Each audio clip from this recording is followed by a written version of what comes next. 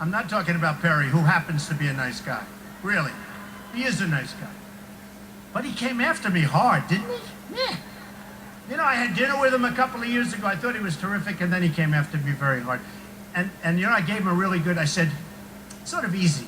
When somebody drops out of a race, I'm going to say good about everybody. Everybody. But I like that man, and frankly, he tried. But I'm talking about the guys that sit around the tables, and they talk about us. They talk about me. And they say, well, but most of them are now saying, we think he's going to win. You know, can you believe it? Now,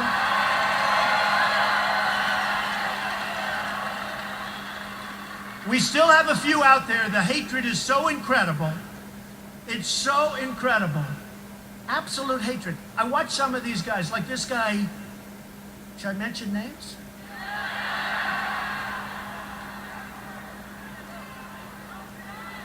Okay, I will.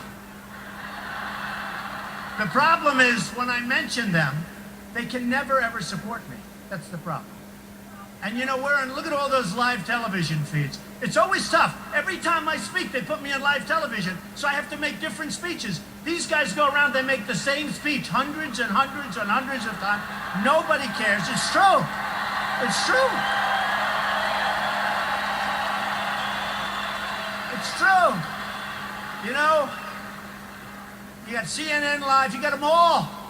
And who need... No, they're 50% good.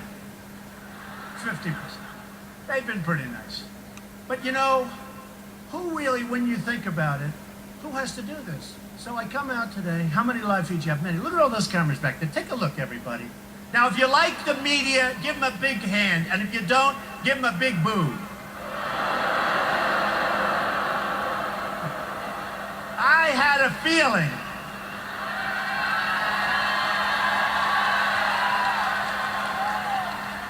You know, the truth is, there's some really great people. I'm dealing usually in the world of finance, so that's easier. It's like numbers. You're either good, you're not good. You know, it's sort of much easier. But I found the press to be much more honorable in the financial media. But the political media, and I found some great ones. There are some great ones. But should I mention some? No, I'm not going to do that either. Because then you're going to leave some out. But, okay. So, George Will is a disaster. This guy's a disaster. Honestly, another one, Karl Rove. No, he's terrible. He's terrible. He's terrible. He still thinks that Mitt Romney won. He's still going around saying, I think we won. This guy raised, think of this. He ought to be in Wall Street. He raises money pretty well. He raised last cycle, the last presidential election, he raised $434 million and didn't win one race. Can you believe that? Can you believe it? And I understand it because I saw some of the commercials that he made. I saw a commercial he made against Barack Obama. And I called up, I said, who did that commercial? It's one of the best commercials I've ever seen. I got to use that firm. They're phenomenal. But I didn't realize it was against Obama. It was so good for Obama. That was the one with Germany and this. Remember, do you want a rock star? Do you want a... I said, he's not a rock star. We have an incompetent president. This is not a rock star. We have a president that doesn't know what the hell he's doing.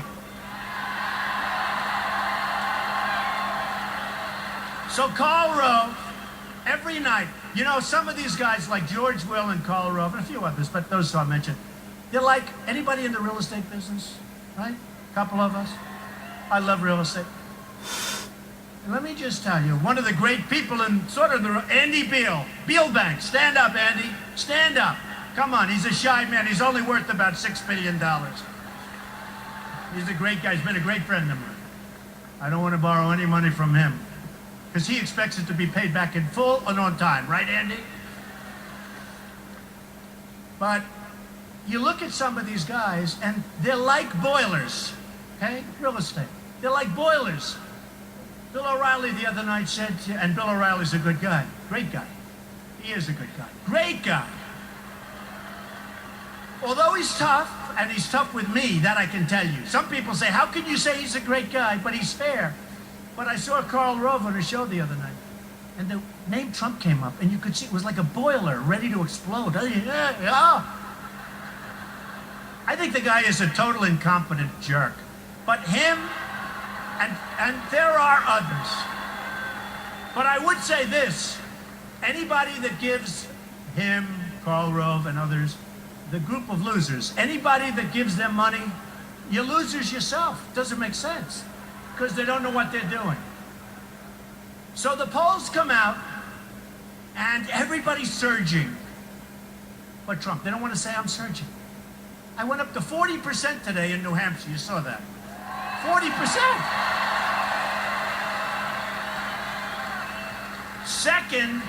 Second is, I think, 11 or 12, right? 11 or 12.